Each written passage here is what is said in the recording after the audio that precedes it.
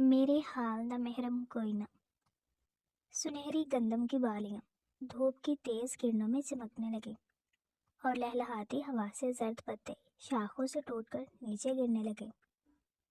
یہ جاتی گرمیوں کی ڈھلتی دوپہر تھی جب وہ کم عمر لڑکی ایک پگ ڈنڈی پر بھاگتی آگے کو جا رہی تھی۔ اس کے بال کھلے تھے اور گلابی آنچل ہوا سے لہراتا ہوا بار بار چہرے پر آ گرتا تھا۔ اسی کے پیچھے دو اور لڑکیاں تھیں۔ آگے بھاگ رہی لڑکی بار بار پیچھے مڑ کر اپنی سہیلیوں کو دیکھتی۔ وہ ہمیشہ کی طرح اس سے پیچھے تھی۔ آج بھی وہ ان دونوں سے پہلے چشمے پر پہنچ چکی تھی جو کھیتوں کے بالکل کنارے پر تھا۔ اس کے آگے باڑ تھی، وہاں سے وڈیروں کا علاقہ شروع ہوتا تھا۔ وہ چشمے پر پہنچی، رک کر گھٹنوں پر جھکتے بڑھ چکی سانس بحال کی۔ اس کا چہرہ اس وقت سرخ اناری ہو چکا تھا۔ سانس بحال کرتے وہ پیچھے مڑی۔ وہ دو لڑکیاں کافی پیچھے تھیں۔ ماروی نے مسکرا کر اپنا دوپٹہ کمر کے گرد باندھا اور چشمے کے ٹھنڈے پانی کے نیچے پاؤں رکھتے کھڑی ہوئی۔ جلتے پیروں کو تھوڑی راحت سے ملی۔ ہاتھوں کا پیالہ بنا کر چشمے کی دھار کے نیچے رکھا تو پانی اس کے خوبصورت ہاتھوں پر گرنے لگا۔ اس نے ہاتھوں میں بھرا پانی چہرے پر گرایا، پھر ذرا سا جھک کر وہ بار بار ہاتھوں میں پانی بھر کر چہرے پر مارنے لگی۔ شفاف سے چہرے پر پانی کی بوندیں پھسل کر نیچے گر رہی تھی اور وہ آنکھیں نیچے بس پانی کو چہرے پر گرا رہی تھی۔ اس کی دو سہیلیاں بھی اسی وقت اس کے پاس آن پہنچی۔ وہ غصے میں تھی مگر سامنے کا منظر مبہوت کر دینے والا تھا۔ وہ یک دم رک کر اسے دیکھنے لگی۔ ہمیشہ کی طرح ماروی کے چہرے پر ان دونوں کی نظر ٹھہر سے گئی۔ ڈھلتی شام میں وہ اس سنہرے منظر کا حصہ ہی معلوم ہوتی تھی۔ وہ خوبصورت تھی اور بلا کی معصوم، کم سن عمر، اور پھر اس کا یہ بچپنا۔ وہ اس گاؤں کی سب سے خوبصورت لڑکی تھی جسے مرد تو مرد عورتیں بھی رک کر دیکھا کرتی تھی، جیسے ابھی اس کی سہیلیاں دیکھ رہی تھی، مگر اس بات سے انجان کہ آج وہ اکیلی نہیں تھی۔ آج اور دو آنکھیں تھیں جو اس منظر کو دیکھ کر وہیں جم چکی تھی۔ تھوڑی ہی دیر میں دو تینوں چشمے کے پانی میں مکمل بھیگتی ایک دوسرے پر پانی پھینکنے لگی۔ باڑ کے اس پار کھڑا دلاور شاہ اپنی مونچھوں کو تاؤ دیتا مسکرانے لگا۔ بھلے ہی وہ شادی شدہ تھا مگر اس کی نظر ہر نئی لڑکی پر ایسے ہی رکا کرتی تھی، مگر جو لڑکی سامنے تھی وہ تو کسی اور ہی جہان کی لگتی تھی، جیسے سورگ سے اتری کوئی اپسرا۔ یہ لڑکی تو ہر حال میں اسی کے پاس ہونی چاہیے تھی، چاہے اس کے لیے اسے کچھ بھی کیوں نہ کرنا پڑے۔ مگر اس بات سے انجان وہ تینوں لڑکیاں پانی سے کھیلتی رہیں اور جب تھک گئی تو ہنستے مسکراتے واپس اپنے گھروں کو مڑ گئی۔ وہ تینوں بچپن سے یہاں آیا کرتی تھی اور یہ ریت آج تک قائم ہی تھی، مگر وہ کہاں جانتی تھی کہ آج کے بعد سب بدل جانے والا تھا۔ کتنی بار تجھ سے کہا ہے ماہی، یوں نہ جایا کر سر شام، وہ بھی بال کھول کر۔ وہ ابھی چشمے سے لوٹی ہی تھی کہ اس کی ماں شروع ہو گئی۔ وہی ہر روز کا لیکچر تھا۔ ماروی نے منہ بناتے بال اوپر کیے اور پونے میں باندھتے بولی، اماں کوئی جن نہیں اٹھا کر لے جاتا مجھے، نکل آؤ بن دقیانوسی خیالات سے۔ اس کا جواب بھی روز والا تھا۔ آگ کے چولہے کے پاس بیٹھی اس کی ماں نے سر پیٹ لیا۔ وہ لڑکی کوئی بات سنتی ہی نہیں تھی۔ میں مغرب پڑھ کر آتی ہوں پھر روٹیاں ڈال دوں گی، وہ عجلت میں کہتے چھوٹے بنے کمرے میں چلی گئی تھی۔ یہ دو کمروں پر مشتمل کچا سا گھر تھا۔ ماروی کے ابا پرائمری اسکول کے ریٹائرڈ اسکول ٹیچر تھے۔ اولاد میں اللہ نے صرف ایک ہی بیٹی عطا کی تھی۔ پینشن پر گزارا بمشکل ہونے کے باوجود ابا طاہر علی نے اس کی ہر خواہش پوری کی تھی۔ میٹرک کے بعد اب اس کا داخلہ کالج میں ہونے والا تھا۔ ماروی آ گئی کیا؟ نسیمہ گہری سوچ میں ڈوبی تھی جب طاہر اندر آئے اور ان کے پاس ہی بیٹھ گئے۔ وہ اب چولہے پر سے ہانڈی اتار چکی تھی۔ آ گئی ہے، نسیمہ نے غصے میں کہا تو طاہر مسکرانے لگے۔ آج کیا ہوا، کیا کر دیا میری بیٹی نے جو اتنا بھڑک رہی ہو؟ وہ کوئی کام ڈھنگ کا کرتی بھی ہے؟ میری کسی بات کو تو مانتی ہی نہیں، جیسے ماں نہیں دشمن ہوں اس کی۔ نسیمہ کی جلی کٹی پر طاہر نے محض سر ہلا دیا۔ ہاں بس سر ہلاتے رہو، یہ نہیں کہ سمجھا دو اسے، بگاڑ کر بھی تم ہی نے رکھا ہے۔ وہ مزید غصہ کرنے لگی۔ طاہر نے مسکرانا بند کرتے تحمل سے کہا، بچی ہے، خود ہی سمجھدار ہو جائے گی، کیوں بیچاری کے پیچھے ہی پڑی رہتی ہو؟ پیچھے نہیں پڑی رہتی، مگر یوں شام کے وقت بال کھولے کھیتوں میں جوان لڑکی کا دوڑنا نہیں پسند مجھے۔ یاد ہے نا اس کی دادی کہا کرتی تھی جن عاشق ہو جاتے ہیں۔ نسیمہ کی بات پر طاہر نے باقاعدہ ناراض ہو کر انہیں دیکھا۔ تم یہ دقیانوسی خیالات کو سچ ماننا بند کیوں نہیں کرتی؟ دقیانوسی نہیں ہے، نسیمہ نے ان کو درمیان میں ہی ٹوکا۔ پچھلے ہفتے ہی ساتھ والے گاؤں میں ایک لڑکے کو تشدد کا نشانہ بنا کر کھیت میں پھینکا گیا تھا، بھول گئے آپ؟ وہ تو انسانوں کا گھٹیا پن تھا، اس میں جن کہاں سے آ گئے؟ طاہر ناسمجھی سے نسیمہ کو دیکھنے لگے۔ وہ دکھی دل سے آزردہ سا مسکرا دی۔ محاورتاً جن کہا جاتا ہے طاہر صاحب، اصل مطلب یہی ہوتا ہے کہ جوان خوبصورت لڑکیوں پر ایسے ہی بدکار عاشق ہو جاتے ہیں۔ اور ایک بات میں بتاؤں آپ کو، جن کو تو پھر بھی قابو کیا جا سکتا ہے، ایسے درندوں کو نہیں۔ سنجیدگی سے کہتے وہ چولہے کے پاس سے اٹھ گئی، مگر طاہر حیرانی سے ان کی چھوڑی جگہ کو دیکھتے رہے۔ ایک 5ویں پاس عورت انہیں زندگی کا درس دے گئی تھی۔ اس کے بعد نہ صرف وہ خود محتاط ہوئے بلکہ ماروی کو بھی سمجھا دیا۔ اس دن کے بعد اس نے چشمے پر جانا چھوڑ دیا۔ درندوں سے بچنے کا یہ پہلا قدم تھا، مگر وہ نہیں جانتی تھی کہ یہ قدم اٹھانے میں وہ دیر کر چکی ہے۔ اب تو جن عاشق ہو چکا تھا، اور وہ جن آسانی سے پیچھا چھوڑنے والا نہیں تھا۔ میں کچھ نہیں جانتا بابا، مجھے وہ لڑکی چاہیے ہر حال میں۔ اپنے باپ کے سامنے اس نے ہر بار کی طرح نئی فرمائش رکھ دی تھی۔ مت بھولو دلاور، تمہاری شادی ہو چکی ہے، اور وہ بھی تمہاری پسند سے۔ حسن شاہ کا بس نہیں چلتا تھا اپنے اس بیٹے کو دور رکھ کر لگائیں، مگر غلطی انہی کی تھی، اس کو بگاڑنے والے بھی وہی تھے۔ میں آپ کو آخری بار بتا رہا ہوں بابا کہ مجھے وہ لڑکی ہر حال میں چاہیے۔ اگر ایسا نہ ہوا تو میں شمیم کو بھی طلاق دے دوں گا۔ غصے میں کہتا وہ کمرے سے چلا گیا۔ حسن شاہ سر پکڑ کر رہ گئے۔ وہ انتہائی غصے میں جیبھ بھگاتا واپس وہیں چشمے کے پاس گیا۔ شام ڈھلنے کو تھی۔ وہ اندر بیٹھے ہی انتظار کرنے لگا، مگر شام ڈھل گئی اور رات ہونے کو آئی، لیکن آج تیسرے دن بھی وہ لڑکی واپس یہاں نہیں آئی تھی۔ وہ اس کے گھر کا پتہ جانتا تھا، سو اب ملاقات کا یہی طریقہ تھا کہ وہ اس کے گھر چلا جاتا۔ جس شام اس نے ماروی کو دیکھا تھا، اسی شام وہ اس کے پیچھے گھر تک گیا تھا، اور آج بھی جا پہنچا۔ ہٹ درمی سے وہ بنا دستک دیے اندر چلا آیا۔ وہ سب چھوٹے سے آنگن میں بیٹھے رات کا کھانا کھا رہے تھے۔ اس افتاد پر سبھی بوکھلا گئے۔ اس سے پہلے کوئی کچھ پوچھتا، وہ آگے آیا اور حیران ہو چکی ماروی کی کلائی کو ہاتھ میں جکڑ کر اسے تخت سے اٹھایا۔ اتنے دنوں سے تم چشمے پر کیوں نہیں آئی؟ وہ غصے میں پوچھ رہا تھا۔ ماروی اپنا ہاتھ چھڑانے کی کوشش میں تھی۔ طاہر صاحب اور نسیمہ کے تو ہوش ہی اڑ گئے۔ یہ تو دلاور تھا، شاہوں کا بگڑا ثبوت۔ ہٹو، چھوڑو میری بیٹی کو۔ طاہر صاحب اسے دور دھکیلنے کی کوشش کرنے لگے۔ دلاور نے ماروی کا ہاتھ چھوڑ دیا اور ان کی جانب مڑا۔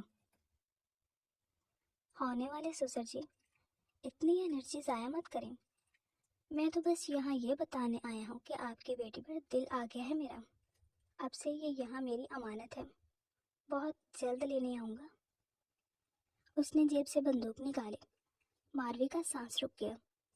جس نے بیچ میں آنے کی کوشش کی وہ جان سے جائے گا، وہ دھمکانے لگا۔ ساتھ ہی اس نے ہوا میں 3 فائر کیے۔ سب کو سانپ سونگھ گیا۔ اگلے ہی لمحے وہ مڑا اور چلا گیا۔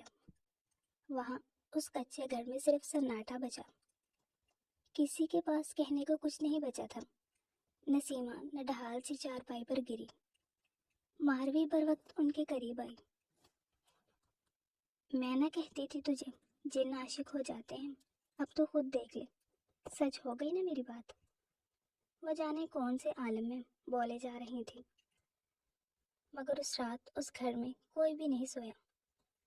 صرف یہ رات ہی نہیں، اگلی ساری راتیں یوں ہی کٹنے لگی۔ دلاور روز آتا۔ ایک دو بار ہمسائے کے لڑکوں نے مدد کرنے کی کوشش کی، مگر دلاور نے دونوں کو ہی زخمی کر دیا۔ اس کے بعد سے ان کی مدد کو کوئی نہ آیا۔ پولیس نے بھی دلاور کے سامنے ہاتھ جھاڑ لیے۔ اس سب سے بچنے کا ایک ہی طریقہ تھا کہ وہ گاؤں چھوڑ جاتے، اور وہ اس پر عمل پیرا بھی ہوئے۔ رات کے سناٹے میں وہ مختصر سا سامان لیے بس اسٹیشن تک پہنچے ہی تھے کہ دلاور نہ جانے وہاں کیسے آن پہنچا۔ وہ رات ماروی کی زندگی کی بدترین رات تھی، جب اس نے اپنے ہی ماں باپ کو تڑپ تڑپ کر مرتے دیکھا۔ وہ روئی، چلائی، مگر سب ختم ہو گیا۔ دلاور اسے اپنے ساتھ لے گیا۔ 2-3 دن وہ روتی رہی، مگر اس کے بعد اس نے رونا بھی چھوڑ دیا۔ جس دن اس کی دلاور سے زبردستی شادی ہوئی، اس دن سرخ جوڑے میں وہ کسی مردہ کا گمان دیتی تھی۔ پھولوں سے سجی سیج پر بیٹھے جب دلاور اس کے قریب آیا، تب وہ اتنے عرصے بعد بھر کر چلائی، تم جیسے درندے نے مجھ سے میرا سب کچھ چھین لیا، اللہ کرے تم ایسی موت مرو کہ تمہیں پانی بھی نصیب نہ ہو۔ وہ اسے بد دعائیں دیتی رہی، مگر دلاور پر اس سب کا کوئی اثر نہ ہوا۔ زندگی یوں ہی چلنے لگی۔ وہ صبح اٹھتی، گھر کا کام کرتی، رات کو دلاور کو بد دعائیں دیتی سو جاتی، اور پھر اس کی بد دعائیں رنگ لے آئیں۔ دلاور ہر سال کی طرح کار ریسنگ میں حصہ لینے گیا۔ وہ قابل خانزادہ ہاؤس کے لڑکے تھے۔ دلاور ہر سال جیتتا تھا، مگر اس سال مقابل پوری تیاری کے ساتھ آیا تھا۔ ریس میں جب وہ اس سے آگے ہونے لگا، تب دلاور نے چالاکی سے اس کی گاڑی کا ٹائر پنکچر کر کے اس کی گاڑی کھائی تک گرا دی۔ مگر اس سب میں خود اس کا بہت بڑا نقصان ہوا۔ وہ ریس جیت گیا، مگر اس کی اپنی گاڑی پلٹی، جس سے اس کے پیٹ میں ایک لوہے کا راڈ چلا گیا۔ کچھ عرصہ وہ بیڈ پر رہا، مگر وہی زخم ناسور بن گیا۔ ماروی کی بد دعائیں رنگ لے آئیں، اور دلاور کا وہ زخم کینسر بن گیا۔ کینسر بھی اتنا بھیانک کہ اسے پانی تک پینے کی اجازت نہیں تھی۔ اسے رہ رہ کر ماروی کی دی بد دعا یاد آتی، اور وہ تڑپ کر معافی مانگتا، لیکن ماروی نے اسے معاف نہیں کیا۔ بالآخر دلاور کے ظلم کا باب بند ہوا، اور وہ بالآخر بنا پانی پیے پیاسا ہی مر گیا۔ ماروی ایک بار پھر آزاد تھی، مگر اس کے پاس کوئی ٹھکانہ نہیں تھا جہاں وہ جاتی، اس لیے وہ حویلی میں ہی رہنے لگی، دلاور شاہ کی بیوہ بن کر۔ لیکن وہ نہیں جانتے تھے کہ قسمت ابھی مزید اس کے ساتھ کھیل کھیلنے والی ہے۔ انہی دنوں حسن کا چھوٹا بیٹا وہاب شاہ اپنی پڑھائی مکمل کر کے لوٹا تھا۔ دلاور کی طرح وہ بھی رنگین مزاج تھا۔ ماروی ایک بار اس سے ملنے کے بعد اپنے کمرے سے باہر نہیں نکلی۔ یہ اس دن کی بات ہے جب وہاب شکار کرنے گیا تھا۔ وہ بہت دنوں بعد کمرے سے باہر نکلی تھی۔ چھت پر تازہ کھلی دھوپ میں وہ آرام سے بیٹھی ایک کتاب پڑھنے میں مگن تھی، جب نیچے گیٹ پر کچھ ہلچل ہونے لگی۔ ماروی نے کتاب بند کر دی اور منڈیر تک آئی۔ نیچے جھانکا تو اس کی آنکھیں بے اختیار کھل گئیں۔ نیچے وہاب کھڑا تھا، اس کے ساتھ بہت سارے آدمی۔ حسن شاہ اس کے بالکل سامنے حیران زدہ سے کھڑے تھے۔ وہاب کی شرٹ پر خون تھا اور ہاتھوں پر بھی۔ بہت ڈرا ہوا وہ کہتا جا رہا تھا، میں نے جان بوجھ کر نہیں ماری گولی ڈیڈ، میں تو ہرن کو مار رہا تھا کہ شاویز آگے آ گیا، گولی اسے لگ گئی، ہم نے اسے بچانے کی کوشش کی مگر وہ مر گیا بابا، وہ مر گیا۔ حسن شاہ لڑکھڑا گئے۔ 2 لوگوں نے مل کر انہیں تھاما۔ وہ خانوں کے چھوٹے بیٹے کو مار آیا تھا، ایک بیٹا وہ کھو چکے تھے، मगर उसे नहीं खोना चाहते थे। मेरा क्या होगा बाबा, मुझे बचा लें। वहाब अगले ही पल उनसे लिपट गया। कुछ नहीं होगा तुम्हें, मैं जिंदा हूँ अभी। हसन शाह ने उसका शाना थपकते तसल्ली दी। मगर वो जानते थे ये सब इतना भी आसान नहीं था। मारवी मंडेर से पीछे हट गई, मगर उस दिन के बाद से बहुत कुछ होता रहा। पुलिस आती रही और खानजादों के पैगाम भी। बिलाखिर मामला जरगे में तय पाया। आज जरगे की पहली पेशी थी। मारवी नहीं जानते थे कि उस दिन न सिर्फ वहाब बल्कि उसकी किस्मत का भी फैसला लिखा जाना था। और जरगा सच गया। गांव के सब बड़े वडेरे जमा हो गए। दोनों तरफ के दलाल सुने गए, क्योंकि कत्ल वहाब से हुआ था। बहरहाल वो मुजरम ही था। हम कोई भी जुर्माना देने को तैयार हैं, बस मेरे बेटे को माफ़ कर दिया जाए। हसन शाह उस वक्त बेबस लगते थे। जुर्माने से हमारा भाई वापस नहीं आने वाला। ये दूसरा कत्ल है जो आपके बेटों की तरफ से है। इस बार हम माफ़ नहीं करने वाले। शमशेर शाह, जो कत्ल होने वाले का बड़ा भाई था, वो भारी आवाज़ में बोला। दिलावर अपने की सज़ा भुगत चुका है और वहाब ने जानबूझकर गोली नहीं चलाई। इसमें तुमसे किसी मुआहदे की उम्मीद करता हूँ। हसन शाह पहली बार इतने बेबस दिखाई दिए। वैसे तो जान के बदले जान, यही इंसाफ है, मगर अब आप इतना कह ही रहे हैं तो आपको हमें खून बहा देना होगा। शमशेर की बात पर हसन शाह को थोड़ी तसल्ली हुई। तुम जो चाहो मैं देने को तैयार हूँ, बताओ क्या चाहिए तुम्हें। हसन शाह ने बिना सोचे समझे हामी भर ली, मगर उसके बाद वो हुआ जो उनके गुमान में भी नहीं था। हमें खून बहा में आपके ख़ानदान की लड़की चाहिए, जिसका निकाह आज ही मुझसे करवाया जाएगा। शमशेर खानज़ादा की आवाज़ पर जिरगे में सन्नाटा छा गया। हसन शाह गंग रह गए। ये तो नामुमकिन था, क्योंकि हसन शाह के ख़ानदान में कोई गैर शादीशुदा लड़की नहीं बची थी। लेकिन इसके सिवा कोई चारा नहीं था। बहुत सोचने के बाद अपने बेटे को बचाने के लिए हसन शाह ने अपनी बेवा बहू का निकाह उसी दिन शमशेर खानज़ादा से कर दिया था। शमशेर से निकाह होने के बाद वो डरी सहमी उसके साथ चली आई, और शमशेर, जो उसे असियत देने का इरादा रखता था, उसका चेहरा देख पत्थर हो गया था। हसन शाह ने उसे बताया था कि वह बहुत खूबसूरत 16 साल कम उम्र गरीब बाप की बेटी है, जिससे 2 साल पहले उसी के शादीशुदा बेटे ने उसके हुस्न और मासूमियत पर मरते उससे ज़बरदस्ती निकाह किया था। शमशेर उसे लिए जब हवेली के अंदर आया तो वो भी इंतहा डरी हुई लगती थी, और ये बात हकीकत थी कि दिलावर जैसे दरिंदे के साथ रहने के बाद तो वो मर्द के नाम से ही खौफजदा थी। जब शमशेर उसे लिए हवेली में दाखिल हुआ और शमशेर की मोरें उसकी जानिब बढ़ी तो वो बेइख्तियार शमशेर का बाजू पकड़ते सिसक उठी। सलाम मोरे। शमशेर ने माँ को देखते ही सलाम किया। रुखसाना बेगम ने नरमी से जवाब देते उसका सर चूमा और एक बुरी नज़र उसके साथ चिपक कर खड़ी लड़की पर डाली। ले आए तुम इसे, मेरे बेटे के बदले इसे दिया उस हसन शाह ने। उनका लहजा काट खाने वाला था। रह रह कर वो उन्हें अपने बेटे की कातिला दिखाई दे रही थी।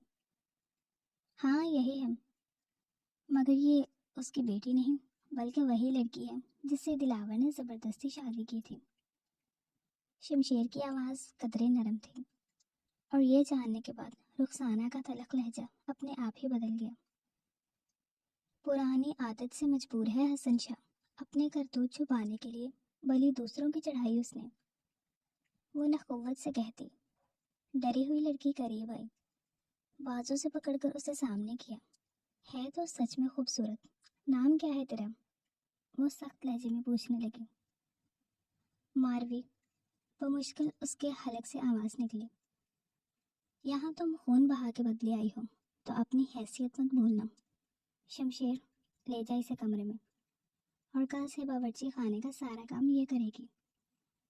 वो हुक्म सुनाती चली गई। मारवी अपनी जगह से हिल भी नहीं पाई। शमशेर ने उसे बाजू से पकड़ा और सीधा कमरे में लाकर छोड़ा। اس کی آہنی گرفت پر بازو درد کرنے لگا تھا، آنکھیں اپنے آپ ہی جھلک گئیں، اور شمشیر نے جب اسے روتے دیکھا تو اسے بہت زیادہ غصہ آیا۔ سخت نفرت ہے مجھے رونے والی لڑکیوں سے، اس لیے میرے سامنے یہ ناٹک مت کرنا۔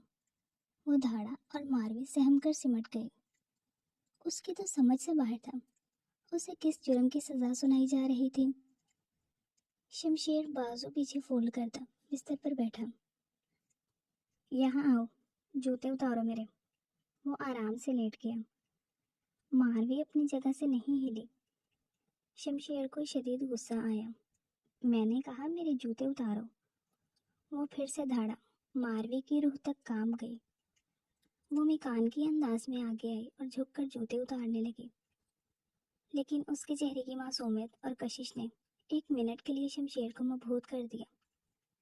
وہ آرام سے اس کے جوتے اتارنے کے بعد تھوڑا دور کھڑی ہو گئی۔ شمشیر نے خود کو اس لڑکی کے آگے بے بس ہوتے پایا تو وہ کمرے سے نکل گیا۔ رات کو ماروی کا کھانا اس نے کمرے میں ہی بھیج دیا۔ خود کھانا کھا کر وہ جب کمرے میں آیا تو وہ آرام سے اس کے بیڈ پر سو رہی تھی۔ وہ پھر سے اس کے چہرے میں کہیں کھو گیا۔ پہلی بار وہ اسے کھلے بالوں میں دیکھ رہا تھا۔ ایک لٹ چہرے پر گری تھی۔ شمشیر نے بے اختیار ہوتے وہ لٹ پیچھے کی۔ اس سے پہلے وہ بے خود ہو جاتا، ماروی کی آنکھ کھل گئی اور وہ سہم کر شمشیر کو دیکھنے لگی۔ اس کے جاگنے پر شمشیر یکلخت پیچھے ہٹا۔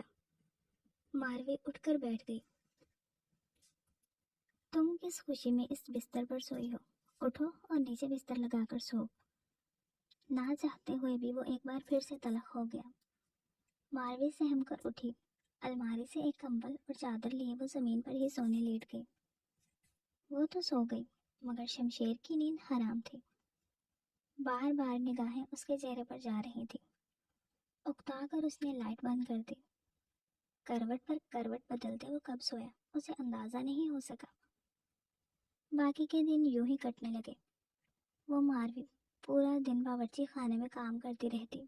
شمشیر کا رویہ بھی بے انتہا سخت تھا۔ کھانے میں ذرا سی اونچ نیچ ہونے پر اسے سخت سزا دی جاتی۔ کبھی اسے پورا دن بھوکا رکھا جاتا اور کبھی اندھیرے کمرے میں بند کر دیا جاتا۔ شمشیر کو اس پر ترس بھی آتا، مگر پھر بھائی کی لاش آنکھوں کے سامنے آتی تو ساری ہمدردی ہوا ہو جاتی۔ ہر گزرتے دن کے ساتھ ماروی کے ساتھ ان کا رویہ سخت ہوتا جا رہا تھا۔ اس حویلی میں اس کی حیثیت جانور سے بھی بدتر تھی۔ پورا دن گدھوں کی طرح کام کرنے کے بعد اسے سوکھی روٹی کھانے کو دی جاتی، اور پھر بستر پر آتے ہی وہ بے خبر نیند کی آغوش میں چلی جاتی۔ بس یہ چند گھنٹے ہوتے جن میں وہ سکون پاتی تھی، مگر پھر صبح ہوتے ہی اسے ظلم کا سامنا کرنا پڑتا تھا۔ کھانا نہ ملنے اور کام کی زیادتی کی وجہ سے اس کی رنگت زرد ہونے لگی تھی۔ وہ ہر دوسرے دن بیمار رہنے لگی، مگر کسی نے دھیان نہیں دیا۔ ایک روز جب وہ بے ہوش ہو کر گر گئی تب مجبوراً شمشیر کو اسے ہسپتال لانا ہی پڑا۔ ان کو کمزوری ہے، شاید کھانا پراپر نہیں کھا رہی۔ چیک کرنے کے بعد جب ڈاکٹر نے کہا تو شمشیر نظر چرا گیا۔ ماروی خاموش رہی۔ اس نے کچھ کہنا ہی چھوڑ دیا تھا۔ مہینے گزر چکے تھے جب اس نے خود اپنی آواز بھی نہیں سنی تھی۔ کیا نام ہے آپ کی وائف کا؟ ماروی۔ شمشیر کے بولنے سے پہلے ہی بول پڑی ماروی۔ وہ چونک کر اس کی جانب مڑا، مگر ماروی ڈاکٹر کی جانب مڑی تھی اور ڈاکٹر سکتے کے عالم میں اسے دیکھ رہی تھی۔ ماروی، تم ماروی طاہر ہو؟ وہ بے یقینی سے پوچھنے لگی۔ ہاں میں وہی ماروی طاہر ہوں۔ نہ چاہتے ہوئے بھی ماروی رونے لگی۔ ڈاکٹر صوبیہ بے اختیار ہوتے اٹھی اور اسے گلے سے لگا لیا۔ میرے خدا، میری بچی، یہ کیا حال کر لیا ہے تم نے اپنا؟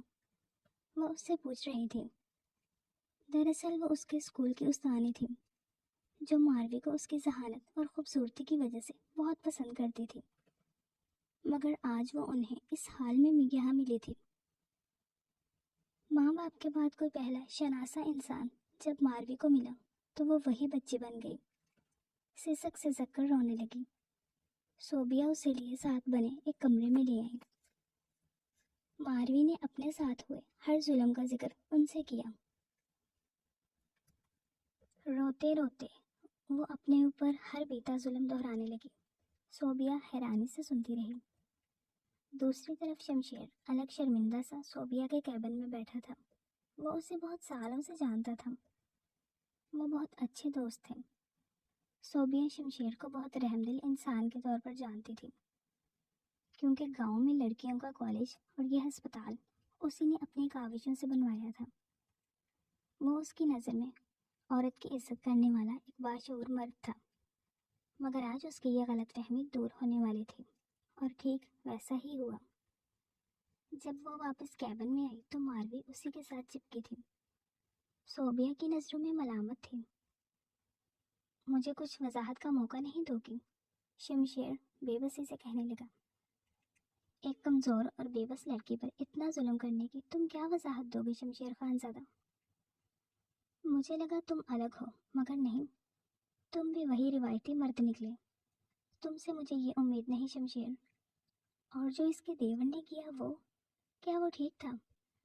شمشیر کو بھی غصہ آ گیا۔ یہ بیچاری اس کی کیا لگتی ہے؟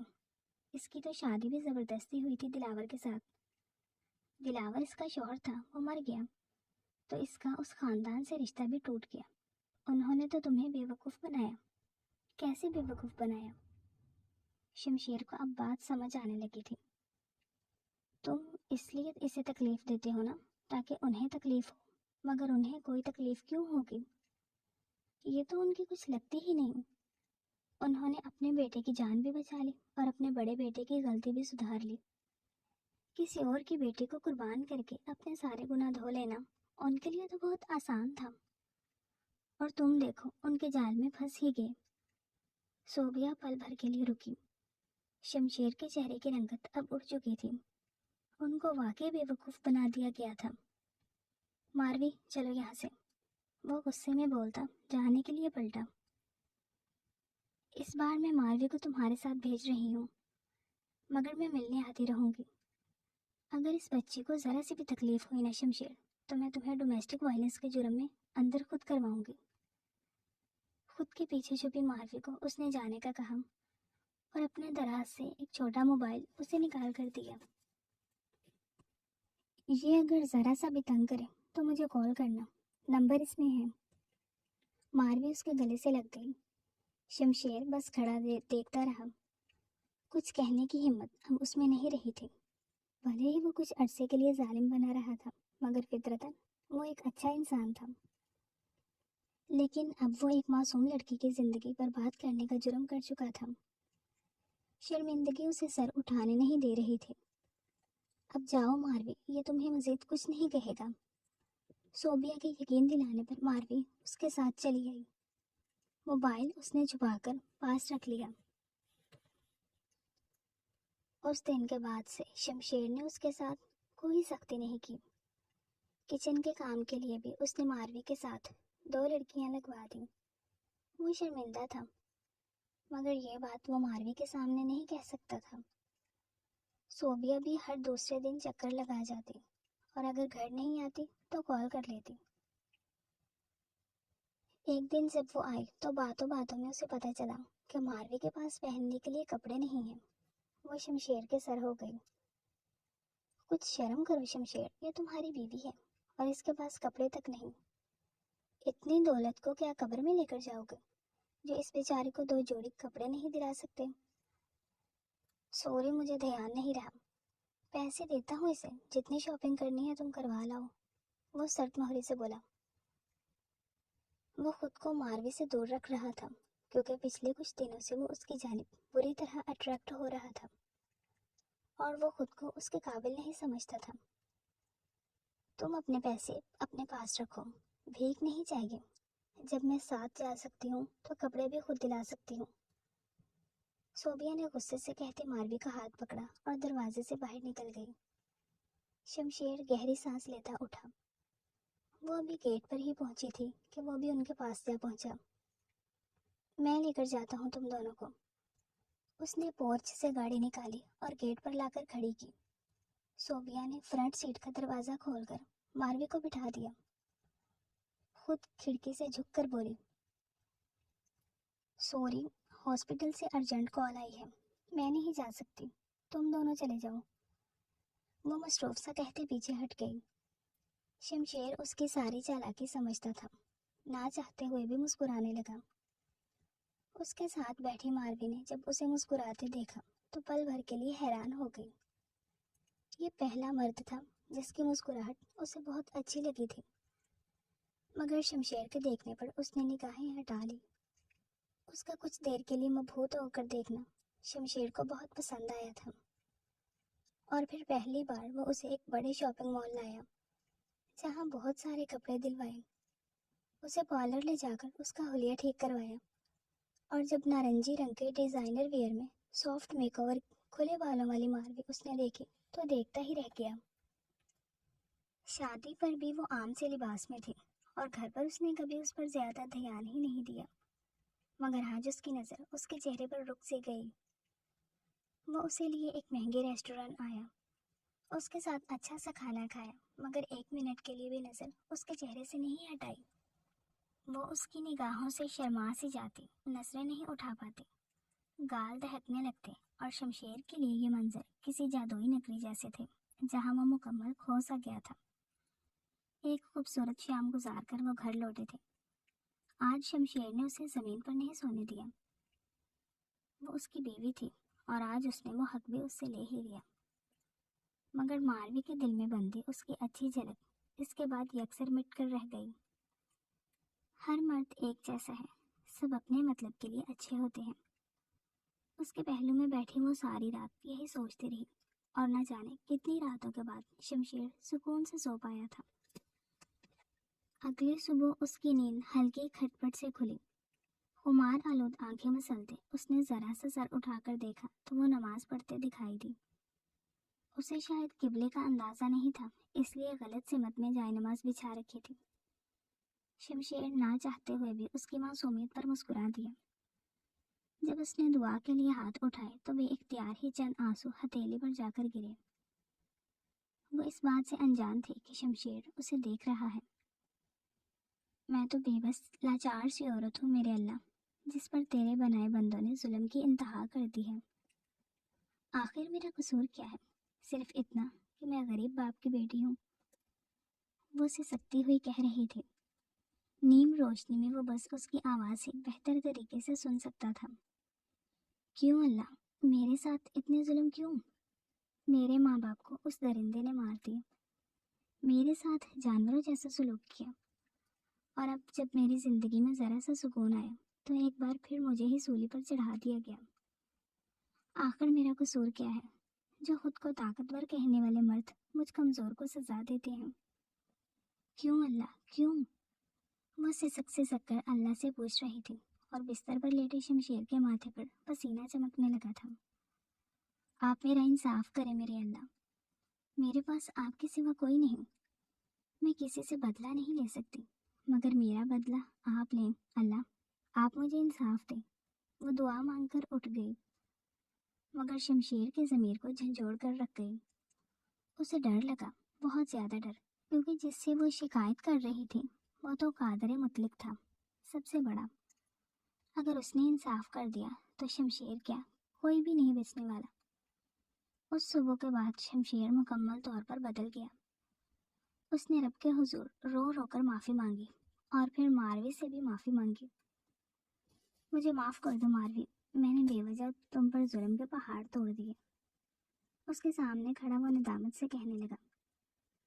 अब याद आया आपको कि मैं बेकसूर थी, इतना जुल्म करने के बाद, तो माफ़ कीजिए, मुझ में इस वक्त इतनी हिम्मत नहीं कि माफ़ कर सकूं। वो पहली बार शमशेर के सामने बोली। कुछ पल तासुफ से उसे देखा और फिर साइड से निकलकर बाहर जाने लगी। आज के बाद दोबारा मेरे करीब आने की गलती मत करना शमशेर खान ज़ादा, वरना मैं खुद को ख़त्म कर लूँगी, क्योंकि मुझ जैसी कमज़ोर लड़की तुम जैसे मर्द का कुछ नहीं बिगाड़ सकती। वो दुख से कहते दरवाजे से बाहर निकल गई। शमशेर बिस्तर पर जा गिरा। मारवी से इतने सख्त रवैये की उसने उम्मीद नहीं की थी, मगर अब वो चट्टान बन गई थी। وہ جو اس کی محبت میں سرتا پیر ڈوب چکا تھا، جس سے دوری اسے ایک پل بھی گوارا نہیں تھی، وہ اب اسے چھونے سے منع کر رہی تھی۔ یہ قسمت کی سزا تھی جو اسے ہر حال میں بھگتنی تھی۔ شمشیر اب اس کا خیال رکھنے لگا۔ اپنی ماں کو بھی اس نے سمجھا لیا اور حسن شاہ کے بیٹے کو اس نے اس سال ریس میں آنے کا چیلنج دے دیا۔ اب ایک یہی طریقہ تھا جس سے وہ بدلہ لے سکتا تھا۔ ماروی کو اب حویلی میں وہی مقام ملنے لگا جو بڑے بیٹے کی بہو کا ہو سکتا تھا۔ شمشیر اس کے لیے ہر روز پھول لاتا تھا اور اس کے اٹھنے سے پہلے اس کے سرہانے رکھ دیتا تھا۔ اسے پورا دن کوئی کام نہیں کرنا ہوتا تھا۔ شمشیر نے اسے ایک مہنگا موبائل بھی لے کر دیا تھا۔ اب وہ پورا دن وہ اور صوبیہ بات کرتی رہتی۔ آہستہ آہستہ ہی صحیح وہ زندگی کی جانب پلٹنے لگی، وہ ہنسنے بھی لگی۔ شمشیر نے جب اسے پہلی بار ہنستے دیکھا تو وہ فون پر صوبیہ سے ہی بات کر رہی تھی۔ وہ پل اس کی زندگی کا خوبصورت ترین پل تھا، کیونکہ آج سے پہلے اس نے اتنی خوبصورت اور شفاف مسکراہٹ کسی کی نہیں دیکھی تھی۔ لیکن جب ماروی نے اسے خود کو تکتا پایا تو اس کی ہنسی سمٹ گئی۔ وہ سنجیدہ ہوتے کمرے سے نکل گئی۔ شمشیر اداس ہو گیا۔ اس لڑکی کو وہ انجانے میں بہت دکھ دے چکا تھا۔ اب اگر وہ ایسا رویہ رکھ رہی تھی تو یہ بہت کم تھا۔ پھر ایک دن وہ اچانک سے کمرے میں آیا اور ماروی سے کہنے لگا، تیار ہو جاؤ، تمہیں کہیں لے کر جانا ہے۔ بہت دنوں بعد وہ اسے مخاطب کر رہا تھا۔ بیڈ پر بیٹھ کر کتاب پڑھتی ماروی نے سر اٹھا کر اسے دیکھا۔ مجھے نہیں جانا، غصے میں کہتے وہ دوبارہ پڑھنے لگی۔ آج میں تمہاری ایک نہیں سننے والا، تمہیں چلنا ہی ہوگا۔ شمشیر نے کہتے ہی اسے بازو سے پکڑا اور گھسیٹتے ہوئے باہر لے آیا، گاڑی میں بٹھایا اور گاڑی زن سے بھگا لے گیا۔ چھوڑو مجھے گھٹیا انسان، مجھے کہیں نہیں جانا، چھوڑو مجھے ورنہ میں صوبیہ میم کو بتا دوں گی۔ وہ اسے دھمکا بھی رہی تھی، رو بھی رہی تھی، مگر شمشیر نے ایک نہیں سنی۔ لیکن جب اس نے گاڑی ماروی کے گھر جاتی کچی گلی کے سرے پر روکی تو وہ اپنے آپ چپ ہو گئی۔ شمشیر اس کے تاثرات دیکھ رہا تھا، وہ جیسے پتھر کی ہو گئی تھی۔ سیٹ بیلٹ کھول کر وہ اگلے ہی پل باہر نکلی اور کچی گلی سے اندر دوڑ لگا دی۔ شمشیر گاڑی لاک کرتے اس کے پیچھے آیا۔ اس کے گھر کا پتہ صوبیہ نے اسے دیا تھا۔ جب وہ وہاں پہنچا تو دیکھا ماروی اندر کھڑی تھی اور دو شال ہاتھوں میں لیے روئی جا رہی تھی۔ وہ شاید اس کے ماں باپ کی تھی۔ پھر وہ سارے گھر میں گھومتی رہی، ہر چیز کو چھو کر دیکھتی رہی، روتی رہی۔ اتنے سالوں کا غبار آج آنکھوں کے رستے بہنے لگا۔ شمشیر نے آج اسے رونے سے نہیں روکا۔ اس کا رونا باعث تکلیف تھا، مگر یہ آخری بار تھا جب وہ اسے رونے دینا چاہتا تھا۔ جب وہ گھر میں گھوم کر تھک گئی تو شمشیر اسے لیے اس کے ماں باپ کی قبر تک آیا اور وہ قبروں سے لپٹ کر رونے لگی۔ اس کی آواز دور تک جا رہی تھی۔ صبر کا سارا بند آج ٹوٹ گیا تھا اور ماروی تڑپ تڑپ کر رو رہی تھی۔ اس سے پہلے وہ ہوش کھو دیتی شمشیر اسے وہاں سے لے آیا۔ اس واقعے کے بعد وہ ہر روز ہی ماں باپ کی قبر پر آنے لگی، مگر شمشیر اسے اس وعدے پر ساتھ لاتا کہ وہ زیادہ نہیں روئے گی۔ بہت آہستہ سے ہی صحیح اسے شمشیر کی عادت ہونے لگی۔ وہ اب اس کا کام خود کرنے لگی۔ دل پر لگی بہت ساری گرہیں اس کے اچھے کاموں کی وجہ سے ٹوٹنے لگی، مگر اسے اپنے قریب وہ پھر بھی نہیں آنے دیتی تھی۔ سارے ظلم یاد آنے لگتے تھے۔ خود شمشیر نے بھی اس کے قریب آنے کی کوشش نہیں کی، مگر اس دن جب ماروی سیاہ لباس میں گیلے بالوں سمیت سنگھار میں اس کے سامنے کھڑی تھی تو شمشیر کو وہ دنیا کی سب سے خوبصورت لڑکی لگی۔ بالوں کی سیاہ لٹوں سے پانی موتی کی طرح بہہ رہا تھا اور خوبصورت چہرہ شفاف اور پر نور تھا۔ وہ اسے دیکھتا بے خود ہوا، اس کے قریب آیا، دائیں کندھے سے بال ہٹا کر تھوڑی اس پر رکھی۔ ماروی کا سانس تک رک چکا تھا، پھٹی آنکھوں سے وہ اسے دیکھنے لگی۔ شمشیر نے محبت سے اس کے ہاتھ تھامے۔ تم مجھے قید کر رہی ہو ڈیئر وائف، اور مجھے یہ قید دل و جان سے منظور ہے۔ اس کا لہجہ مسحور کن تھا، لیکن ماروی کو اس کے پہلے دن کا رویہ یاد آنے لگا۔